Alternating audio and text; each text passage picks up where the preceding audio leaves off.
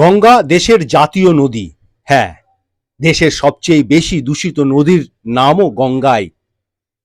কেবল দেশের নয়, বিশ্বের সবচেয়ে দূষিত 10টি নদীর মধ্যেও গঙ্গাকে ধরা হয়। এই দূষণ প্রক্রিয়া শুরু হয়েছে আজ থেকে নয়, বহু বছর ধরে। অর্থাৎ একটা বিশাল সময় ধরে আমরা জুড়ে আছি আর খোঁজ করে চলছি যে কী করে এই আশ্রম আমাদেরকে আমাদের অন্তরের মধ্যে এই ভালোবাসা, সবাইকে গঙ্গা নদীর জন্য এগিয়ে যাওয়ার প্রেরণা, সেটা কী করে আমাদের মধ্যে একদম চালিয়ে দিলেন। সাইকেল র্যালির পর আমরা বিভিন্ন সময় বিভিন্ন রকমের পদযাত্রা করেছি এবং বিভিন্ন কনভেনশন করেছি এবং সেইখানে আমরা আস্তে আস্তে যে কনভেনশনগুলো হয়, সেখানে মৌরিগ্রাম কনভেনশনে আমরা আমাদের নদী স্তরটা প্রথম প্রকাশ করি এবং তারও আগে বিহারের কুর্তি এবং ধানবাদের যে কনভেনশন, সেখানে নদী বাঁচাও জীবন বাঁচাও আন্দোলনের একটা নাম, একটা অবয়ব আস্তে আস্তে ফুটে আসছিল এবং সেইটাকে ধরেই আমরা পরবর্তীতে আরও সাহসের সঙ্গে এগিয়ে গেছি এই কাজটাকে সবার মধ্যে নিয়ে যাওয়ার জন্য। আমরা যখনই এই ধরনের কোনো সাইকেল র্যালি করেছি, এই ধরনের কোনো পদযাত্রা করেছি, তখনই কিন্তু মানুষের সঙ্গে জুড়ে গেছি। ঠিক এই জুড়ে যাওয়ার থেকে 2015 সালে কাহেলগাঁওতে গঙ্গা মুক্তি আন্দোলনের সঙ্গে আমাদের যোগ, এবং সেই যোগে আমরা তাদের থেকেও শিখতে পাই যে কী করে নদীর কথা, এই বাঁধের কথা, মৎস্যজীবীদের কথা, জীবন জীবিকা যাদের নদীর উপর নির্ভর করে রয়েছে তাদের কথা আমরা বলতে পারি। সেই কথাটাকে সামনে নিয়ে আসা দরকার। আমরা বিভিন্ন সময়ে নানা রকম জল, জঙ্গল, জমিনের কথা বললেও একদম নির্দিষ্টভাবে নদীকেন্দ্রিক বাংলার বুকে সেটা আমরা চেষ্টা করছি এবং বাংলায় আরও যে নদী আন্দোলনগুলো রয়েছে বিভিন্ন জায়গায়, তাদের সবার সঙ্গে বন্ধুত্বের সঙ্গে, ভ্রাতৃত্ববোধের সঙ্গে, ভালোবাসার সঙ্গে জুড়ে থাকার চেষ্টা করছি। এই পথ চলা কিন্তু আমাদের চলছে এবং মৌরিগ্রাম কনভেনশনে আমাদের প্রথম নদী বাঁচাও জীবন বাঁচাও আন্দোলনের একটা ইস্তাহার আমরা প্রকাশ করি, যেটা আজকে 2023 সালে আরও 2-3টে কনভেনশনের মাধ্যমে আপনাদের কাছে যেটা পৌঁছাবে, তার প্রায় 20 বা 21টি নির্দিষ্ট তালিকা করে আমরা সেই নদীর কথা, নদীর সমস্যাগুলোকে তুলে ধরার কথা চেষ্টা করেছি।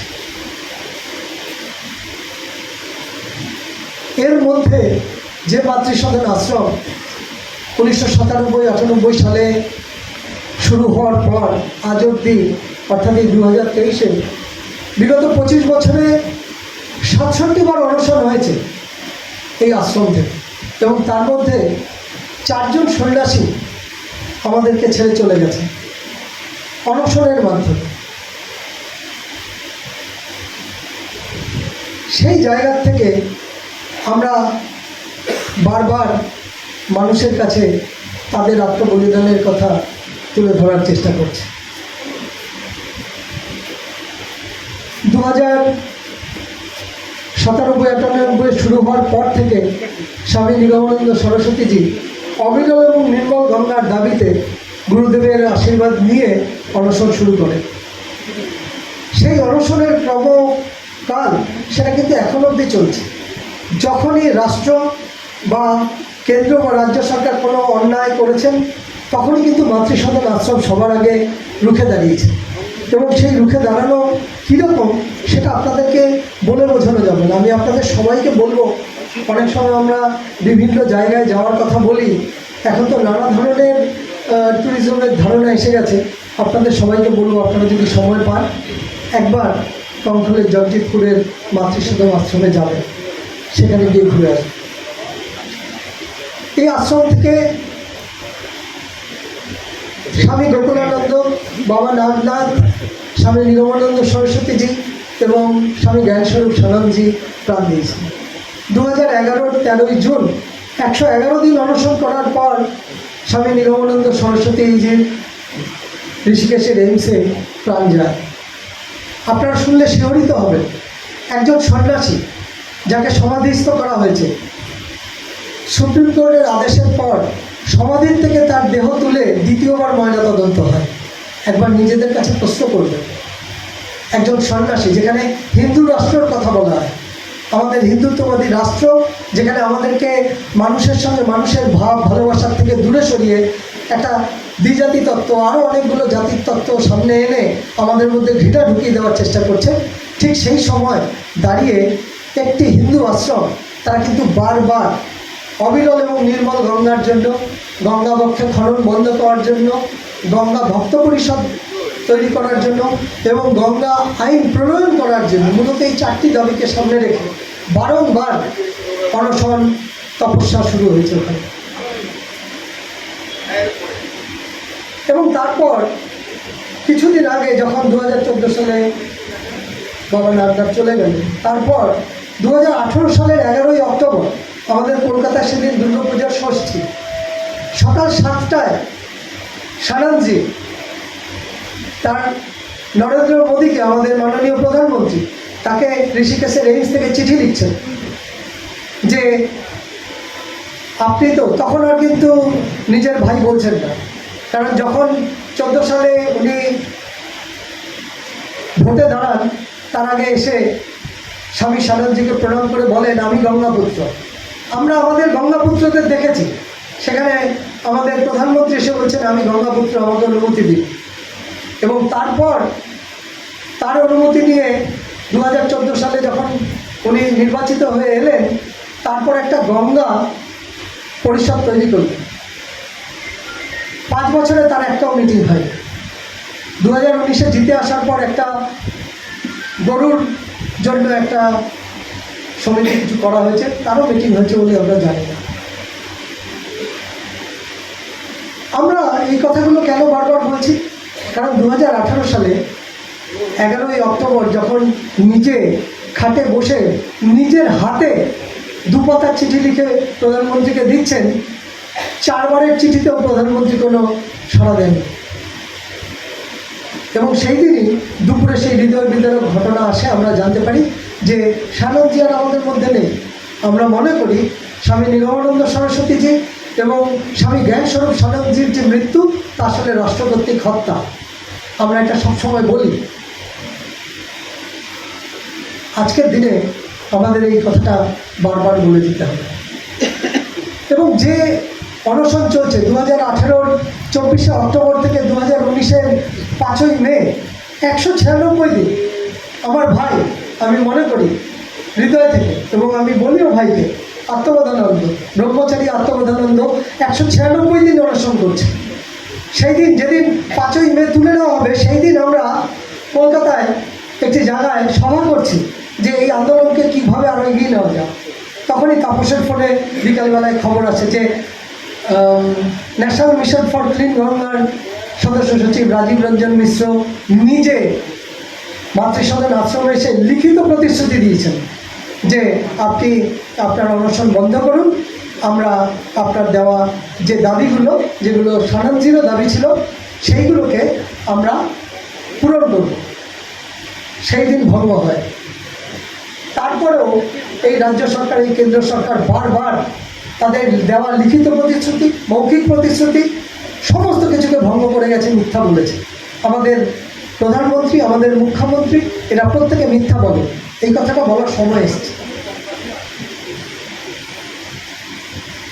যখন 2018-র অক্টোবর থেকে 19-এর মে অবধি অনশন চলছে, তখন আমরা ভাইয়ের ছবি বুকে নিয়ে পশ্চিমবঙ্গের বিভিন্ন জায়গায়, বিভিন্ন গঙ্গার পাড়ে অনশন করেছি, প্রতিটি অনশন একদিন করে।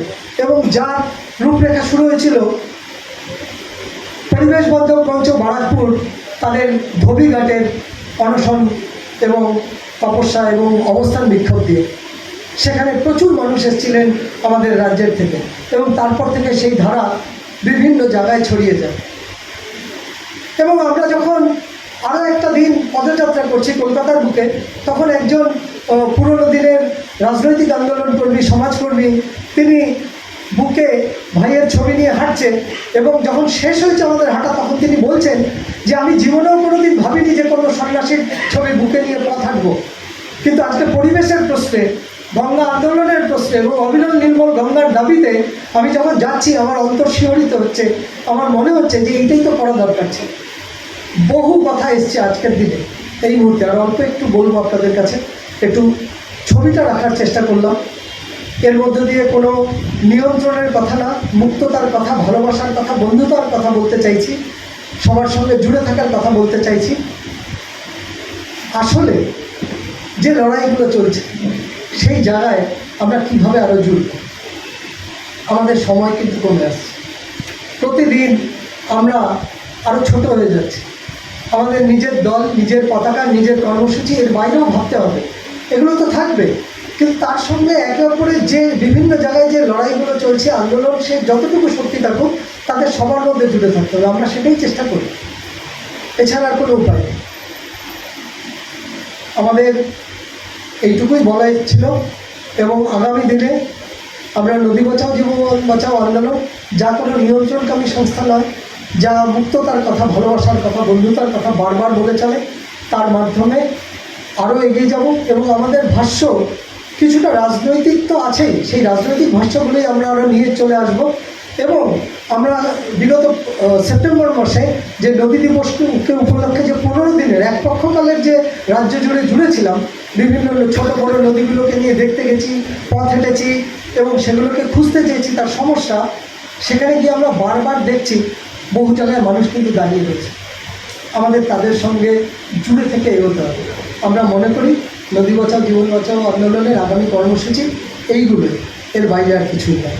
সবাই ভালো থাকবেন, সবাইকে সবুজ ভালোবাসা, গুরুজিকে প্রণাম। নদীতে ফেলে দেওয়া অপরিশোধিত পয় নিষ্কাশন, শিল্পের বর্জ্য, কৃষিকাজের বর্জ্য, অন্ত্যেষ্টিক্রিয়ার চিতা থেকে আংশিকভাবে পোড়া বা পোড়া মৃতদেহের অবশিষ্টাংশ এবং পশুর মৃতদেহ সবই গঙ্গাকে দূষিত করতে ভূমিকা রাখে। একটি রিপোর্টে বলা হয়েছে পশ্চিমবঙ্গে গঙ্গায় প্রতি 100 মিলিলিটার জলে ব্যাকটেরিয়া অর্থাৎ কলিফর্ম ব্যাকটেরিয়ার পরিমাণ 1,60,000। সোজা কথায় গঙ্গার জলে মানুষের মলের উপস্থিতির মাত্রা অত্যন্ত বেশি। বিশ্ব স্বাস্থ্য সংস্থার মতে 100 মিলিলিটার জলে 1000 কলিফর্ম ব্যাকটেরিয়া নিরাপদ, তার বেশি হলেই ক্ষতিকর বলে বিবেচিত।